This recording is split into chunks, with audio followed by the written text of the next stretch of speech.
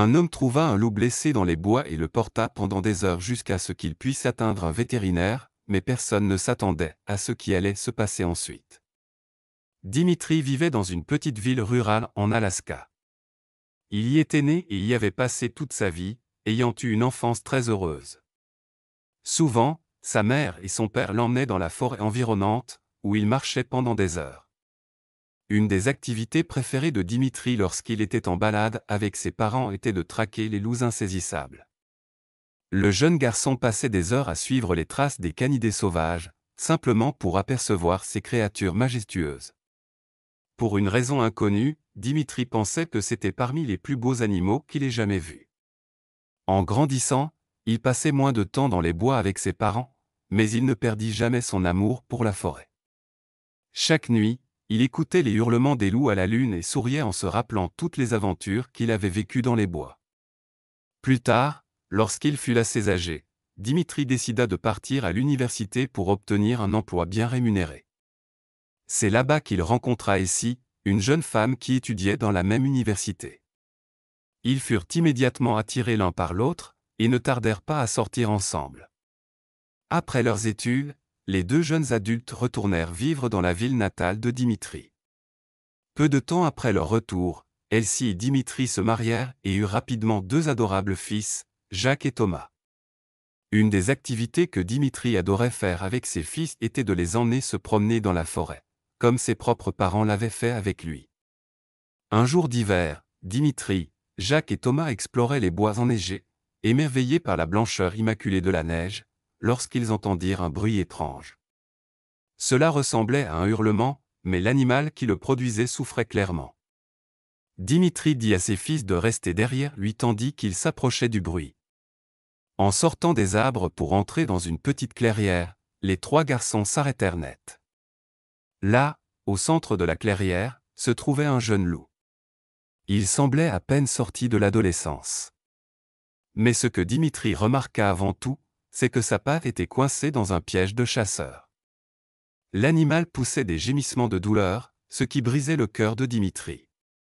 Il s'approcha lentement de l'animal, mais s'arrêta lorsqu'il se mit à grogner. L'homme parla doucement au loup et avança petit à petit. Finalement, il fut assez proche pour caresser son pelage tout en le rassurant qu'il voulait simplement l'aider. Le loup cessa de grogner et se mit à lécher la main de Dimitri, apparemment conscient que l'homme ne voulait pas lui faire de mal. Le canidé, calmé, laissa Dimitri examiner le piège. Heureusement, il s'agissait d'un piège simple qui se refermait sur la patte, mais l'animal était clairement blessé, et Dimitri craignait que la patte ne soit cassée. Demandant à ses fils de reculer, Dimitri fit alors quelque chose de très risqué, il ouvrit le piège et libéra la patte du loup. Cependant, une fois libéré, l'animal ne s'enfuit pas immédiatement comme l'homme l'avait imaginé. À la place, le loup resta couché, gémissant faiblement. Dimitri s'inquiéta de plus en plus, conscient qu'il ne pouvait pas laisser le jeune loup se débrouiller seul dans cet état. L'homme au grand cœur fit alors la seule chose qui lui venait à l'esprit, il souleva le loup. Thomas et Jacques furent stupéfaits de voir leur père faire cela.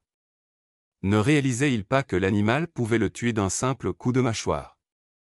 Malgré le danger, Dimitri était déterminé à l'aider. Il dit à ses fils qu'ils devaient rentrer pour qu'ils puissent emmener le loup chez le vétérinaire. Étonnamment, le loup resta plutôt calme dans les bras de Dimitri pendant le long trajet de retour.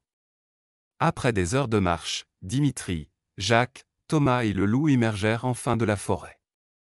Dimitri s'assura que ses fils rentrent en sécurité à la maison, puis partit immédiatement chez le vétérinaire, haletant sous l'effort d'avoir porté l'animal aussi longtemps. Il fut soulagé de pouvoir enfin le déposer dans la salle de consultation. Le vétérinaire, impressionné par l'animal qui venait d'entrer, hésita à l'examiner et après tout, les loups sont connus pour être des prédateurs dangereux. Mais Dimitri insista pour qu'il examine la patte du loup. Le vétérinaire accepta et évalua prudemment la blessure.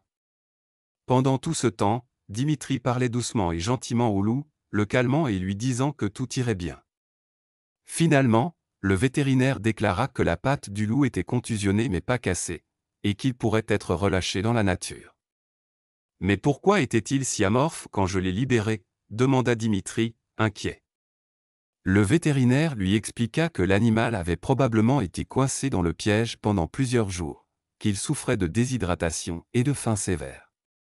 Avec un peu de nourriture et d'eau, il devrait pouvoir retourner dans les bois. Dimitri remercia le vétérinaire et lui dit qu'il s'occuperait du loup pour la nuit. De retour chez lui, l'homme laissa le loup dans le garage avec de la nourriture et de l'eau. Même si l'animal s'était montré amical jusqu'ici, il savait qu'il pouvait être dangereux pour lui ou sa famille. En voyant leur père, Jacques et Thomas demandèrent si le loup allait bien. Dimitri sourit et leur dit qu'il se remettrait après un peu de repos. Avant d'aller dormir, les deux garçons jetèrent un coup d'œil dans le garage et furent émerveillés par la beauté de l'animal. Le lendemain, le loup allait mieux, et Dimitri y vit un bon signe. Lui et ses fils ouvrirent la porte du garage et observèrent de loin le loup s'éloigner prudemment avant de disparaître derrière la lisière des arbres. Mais juste avant de partir, le loup se retourna, comme pour remercier Dimitri de son aide. Dans les jours qui suivirent, la louve fut aperçue près de la maison de Dimitri, juste à l'orée de la forêt. Comme si elle ne voulait pas encore partir, mais Dimitri ignorait pourquoi. Un jour, la louve ne fut plus là, ce qui inquiéta Jacques et Thomas. Leur père étant au travail, ils savaient qu'ils ne devaient pas rentrer seuls dans la forêt, mais l'inquiétude les poussa à s'y aventurer pour retrouver l'animal. Après avoir marché un moment, Jacques et Thomas réalisèrent qu'il n'y avait aucun signe du loup.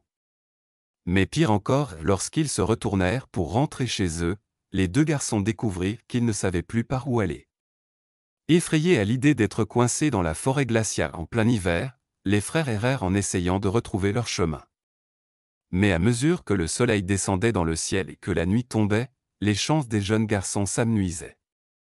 Pris de peur, Jacques et Thomas s'assirent sur une bûche et se blottirent l'un contre l'autre pour se réchauffer. Juste au moment où ils allaient perdre espoir de rentrer, Jacques aperçut deux yeux brillants qui le fixaient depuis les arbres. Il se figea. Qu'est-ce que c'était? Était-ce dangereux? Que devait-il faire? Toutes ces questions envahirent l'esprit du jeune garçon, mais à ce moment-là, les yeux s'approchèrent, et Jacques reconnut la silhouette du jeune loup femelle que Dimitri avait sauvé. Jacques appela doucement l'animal et tendit la main pour le laisser la renifler.